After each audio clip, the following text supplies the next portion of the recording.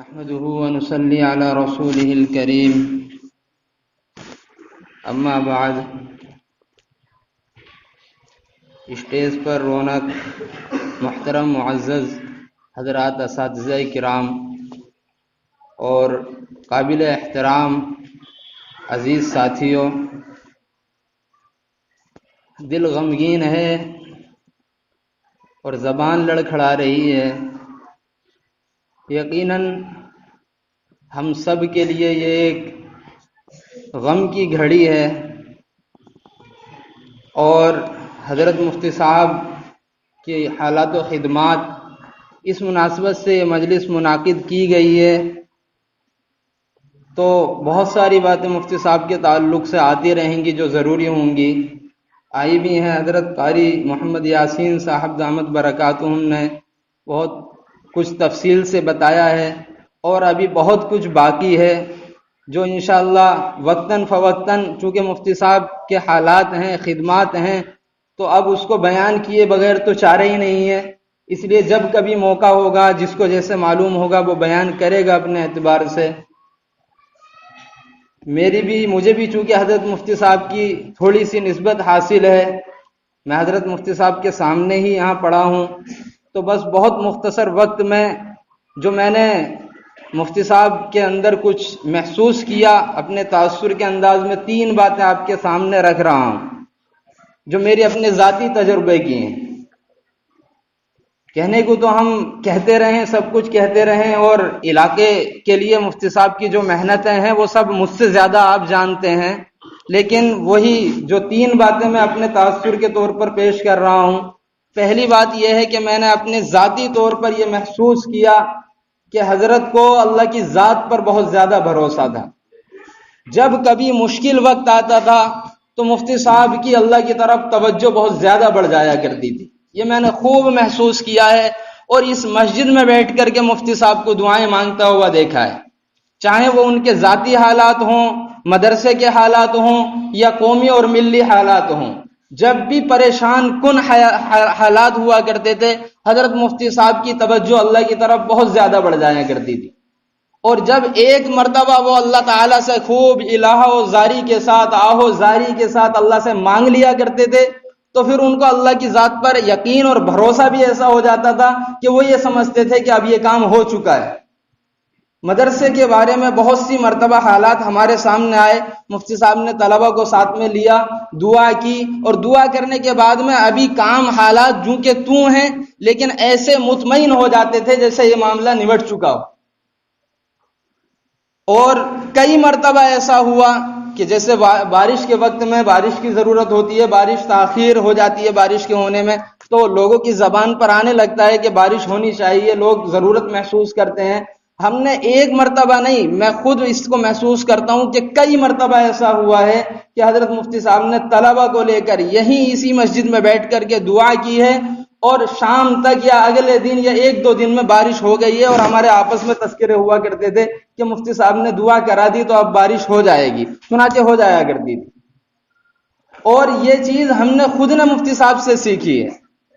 چنانچہ یعنی میں اپنے آپ کو نہیں کہہ رہا ہوں، میرے ساتھیوں کے اندر یہ چیز آ گئی تھی۔ ایک واقعہ، میں مسجد میں کھڑا ہوں، اساتذہ کے سامنے ہوں، میرے درسی ساتھیوں میں شاید قاری ندیم صاحب ہوں یہاں،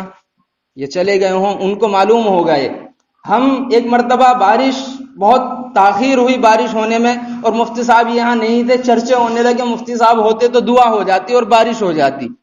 اب ایک دن اوپر پڑھائی ہوتی تھی، وہاں شعبہ عربی میں چھت پہ جا کر بیٹھ جاتے ہیں طلبہ گرمی میں، تو ہم سب جب مغرب کے بعد اپنی کتابیں لے جانے لگے اوپر پڑھنے کے لیے، ایک ساتھی ہماری ہی درسگاہ کا نیچے برآمدے میں پڑھنے بیٹھا۔ برآمدے میں طلبہ جب بیٹھتے تھے جب بارش ہوتی تھی، تو وہ برآمدے میں ہم سب کتابیں لے کر کے جا رہے ہیں، اور وہ برآمدے میں اپنی تیپائی کتابیں لے کر کے بیٹھ گئے۔ آپ ساتھی اس سے کہہ رہے ہیں کہ بھائی اوپر نہیں چل رہے کہ نہیں آج بارش ہوگی، وہ پہلے ہی کہہ رہا ہے، تو سب ساتھی اس کے اوپر ہنستے ہوئے جا رہے ہیں کہ بھائی دیکھو وحی آئی ہے، الہام آیا ہے، بارش ہوگی۔ خیر ہم سب چلے گئے اوپر، اور عشاء سے پہلے بارش ہوئی اور اترنا پڑ گیا چھت پہ سے۔ تو اب بعد میں ساتھیوں نے اس سے معلوم ہوا کہ بھائی تمہیں کیسے اتنا یقین تھا؟ تو انہوں نے کہا اس نے ایسے تو نہ کہا 2 باتیں، لیکن اس کی سیدھی سیدھی بات یہ تھی کہ مجھے یقین تھا آج بارش ہوگی رات میں ہی، کیوں ہوگی کہ مفتی صاحب دعا کیا کرتے ہیں بارش ہو جاتی ہے، آج میں نے دعا کی ہے تو کیوں نہیں ہوگی؟ اور پھر کہنے لگا کہ میں نے اسماء حسنہ پڑھ کر دعا کی تھی۔ اسی سال سوم کے سال میں حضرت مفتی آفاق صاحب نے ہمیں اسماء حسنہ اللہ تعالیٰ کے 99 نام یاد کرائے تھے۔ تو ان اسماء حسنہ کی فضیلت یہ ہے کہ ان کو پڑھ کر کے جب دعا کی جاتی ہے تو دعا قبول ہوتی ہے۔ تو اس نے کہا کہ چونکہ میں نے مفتی صاحب کو دیکھا وہ دعا کراتے تو بارش ہو جاتی ہے، اور پھر میں نے تو اسماء حسنہ پڑھ کر کے دعا کی تھی، اس لیے مجھے یقین تھا کہ آج بارش ہوگی۔ تو ایک چیز تو ہم نے مفتی صاحب کی زندگی میں یہ نوٹ کی کہ مفتی صاحب کو اللہ کی ذات پر بہت بھروسہ تھا، اور یہ جو اللہ کے نبی کی صفت ہے کہ اللہ کے نبی مشکل وقت میں مسجد کی طرف توجہ فرماتے تھے، تو مفتی صاحب کو ہم نے دیکھا کہ وہ بھی مشکل وقت میں اللہ کی طرف توجہ فرماتے تھے اور اللہ سے مانگ کر کے مطمئن ہو جاتے تھے۔ دوسری بات جو میں نے محسوس کی کہ مفتی صاحب کوئی جو بھی کتاب پڑھائیں، ہم نے 2 کتابیں پڑھی مفتی صاحب سے، اتنی مشغولی کے باوجود بھی، چونکہ اس وقت ہم پڑھا رہے ہیں تب محسوس ہوتا ہے کہ تدریس کی زندگی کیا ہے۔ اگر آدمی یکسو ہو تو پڑھا سکتا ہے، لیکن مشغولی کے ساتھ پڑھانا بڑا مشکل کام ہے۔ مفتی صاحب کو کس قدر مشغولیاں تھیں، اس کے باوجود جو کتاب پڑھاتے تھے اس کا مکمل حق ادا کیا کرتے تھے۔ طلبہ کو کبھی طلبہ کے اندر یہ باقی نہیں رہتا تھا کہ بھئی کتاب ہمیں اطمینان نہیں ہو رہا ہے یا سبق سمجھ میں نہیں آ رہا ہے، تو مکمل کتاب پہ ان کو دسترس رہتی تھی، اور سبق کو مکمل پوری یکسوئی اور پابندی کے ساتھ جب یہاں موجود ہوتے تھے پڑھایا کرتے تھے، اور تمام ساتھیوں کو سبق سمجھ میں آیا کرتا تھا۔ تیسری بات جو میں نے محسوس کی مفتی صاحب کی زندگی سے وہ یہ تھی کہ ان کے اندر بلند ہمتی بہت زیادہ تھی، اور چنانچہ وہ طلبہ کو اس چیز کو سمجھایا بھی کرتے تھے کہ آدمی کو بلند ہمت ہونا چاہیے۔ ہم جب مدرسے میں آئے تو یہیں مسجد میں بیٹھ کر مفتی صاحب کی مختصر گفتگو تقریریں سنی، انہوں میں بہت سارے اشعار ایسے پڑھا کرتے تھے، چنانچہ اقبال کا یہ اشعار اور بہت سارے اشعار میں نے کاپی میں لکھ رکھے ہیں، اب بھی میں چاہ رہا تھا کہ کچھ اشعار میرے سامنے آ جائیں کہ میں مفتی صاحب کے کبھی اگر موقع ملے تو انہیں لوگوں کے سامنے پڑھ کر سناؤں، لیکن وہ کاپی جب گھر پہ ہیں سب پرانی کاپیاں، میں کبھی اپنی کتابوں کی صفائی کرتا ہوں یا کتابیں ادھر سے ادھر اٹھا کے رکھتے، بہت سارے اشعار ہیں جو مفتی صاحب سے سن کر کے ہم نے کاپیوں میں لکھے، لیکن یہ جو شعر ہے جو بہت مشہور ہے، مٹا دے اپنی ہستی کو اگر کچھ مرتبہ چاہے کہ دانہ خاک میں مل کر گلے گلزار ہوتا ہے، یہ یاد ہی مفتی صاحب سے سن کر کے ہوا تھا۔ ایسے ہی مفتی صاحب اپنے لہجے میں، خاص لہجے میں ایک شعر گنگنایا کرتے تھے، اگر کوئی خوبی ہو تو دشمن بھی کرے گا اعتراف،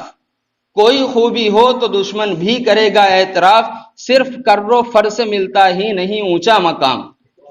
یہ سب اشعار ہم نے مفتی صاحب سے یاد کرے، اور اس طرح کے بہت سارے اشعار وہ طلبہ میں چاہتے تھے کہ طلبہ بلند ہمتی ان کے اندر آئے، اور آج ان کی بلند ہمتی اور خلوص ہی کا نتیجہ ہے کہ فخر العلوم جو انہوں نے پودا لگایا تھا آج یہ چمن کی شکل میں ایک باغیچہ بن چکا ہے۔ اللہ اس باغیچے کو